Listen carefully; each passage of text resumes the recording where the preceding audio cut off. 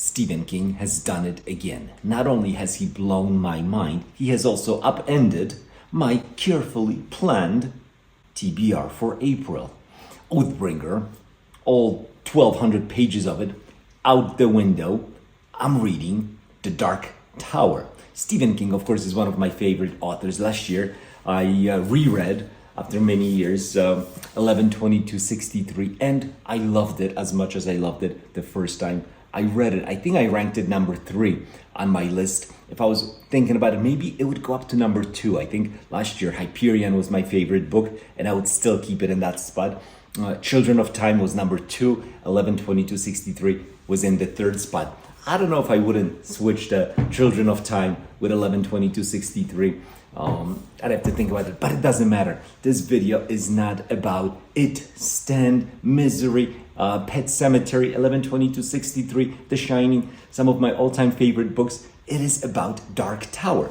Years ago, I started reading The Dark Tower, and I read, I don't even remember if I finished, The Gunslinger, right? I couldn't get into it. It was weird. I wasn't really understanding what's going on. I didn't continue, but I knew I needed to get back to this world. I've heard enough, now being on BookTube, from people who love Dark Tower and people who had problems with it as well. Also, Dark Tower is one of the few Stephen King books that can be construed as being a science fiction story, or at least partially a science fiction story. Elements of SF are in these books, and I definitely agree with that. I think, in fact, it's maybe more of a science fiction story than most people think. In any case, I started reading Gunsinger in April, and I really liked it. It was good. I was thinking, like, what didn't I like about this book previously? Because now it was awesome. I really enjoyed the story. It was great.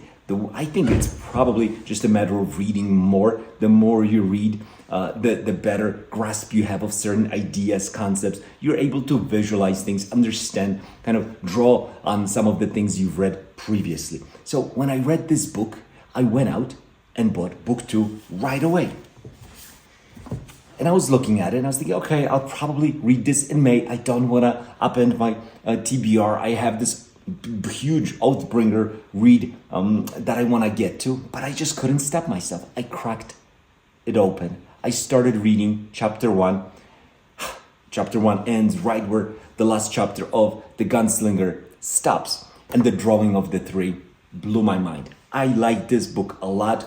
I loved this book. This was incredible. What a read. What characters. What story. Such unique characters also that you don't find in most fantasy. You don't find them in science fiction. You don't find these characters represented, in fact, in most books, especially Odetta or Detta, eventually Susanna. Fabulous character. Oh my gosh. I just love this story so much. I was not gonna put it down. I think this is like 450 pages in this edition. I believe I read them in maybe 3.5 days, and I was done with the drawing of the 3.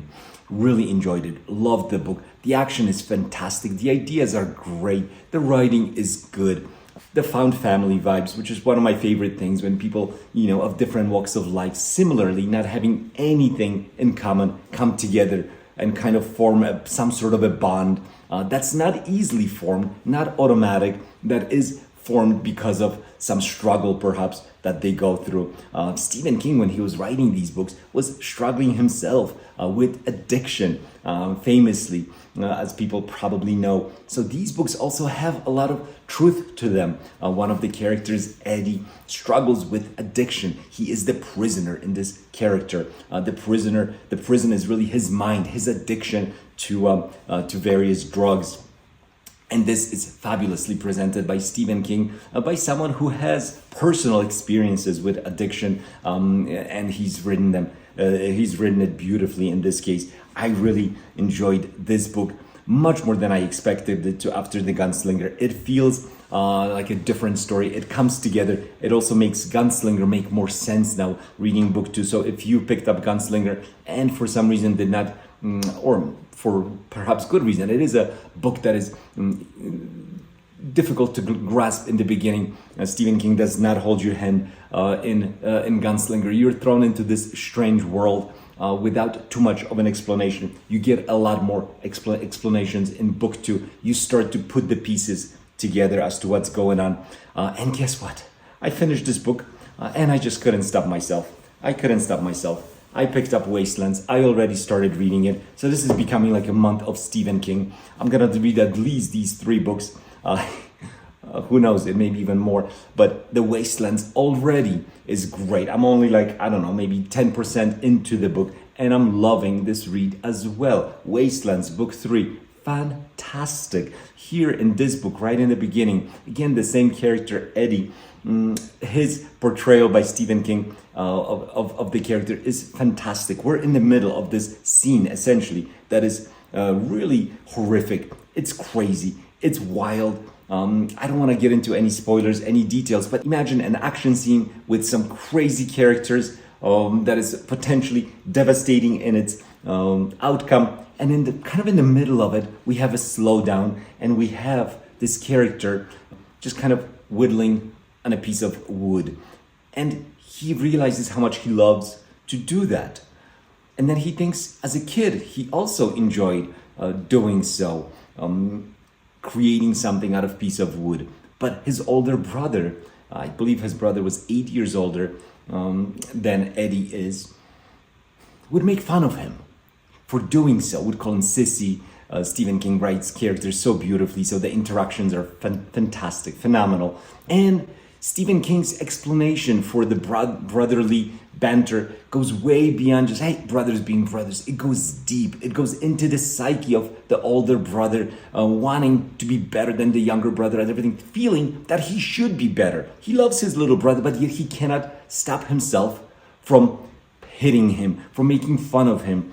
And believe it or not, this really hit home because I was that older brother. I was 10 years older than my younger brother Philip, and I think perhaps I acted at certain times in a similar fashion. Stephen King, with this situation, with Eddie kind of reminiscing on his childhood, why did I stop doing what I loved, realizes that it was this dynamic between the 2 brothers, and the exploration of the reason for that dynamic was really fantastic, and it really brought back some memories for me, and perhaps even provided an explanation for some of the things that I went through with my younger brother. So Gunslinger, Stephen King, drawing of the 3, Wastelands, great stuff. I'm loving it. It's been a fantastic month once again. This year is just going so well for me. I'm really enjoying just about everything I'm reading. I'm in the middle of reading, not really in the middle, I'm almost at the end of reading Inverted World.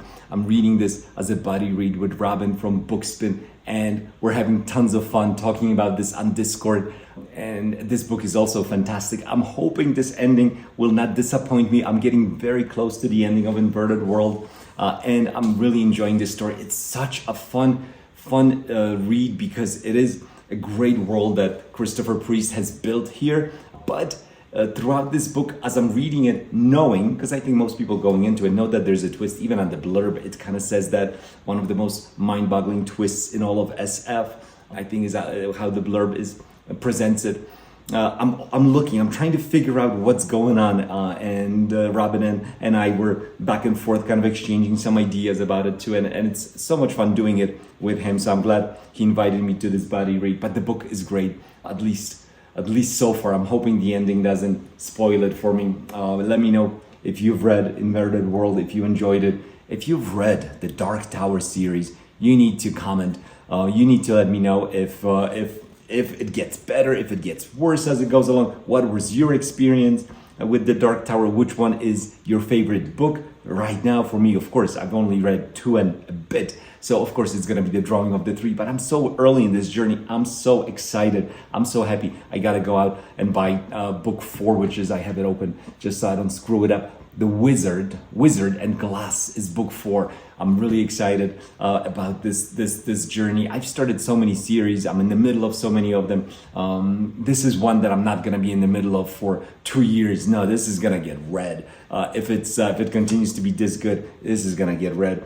So yeah, I'm so glad to be back in Stephen King world, and reading The Dark Tower right now is a perfect time. So thank you for watching this quick video about my TBR that has been blown up, or at least Brandon Sanderson. You'll have to excuse me for pushing Oathbringer to the side. Stephen King wins out.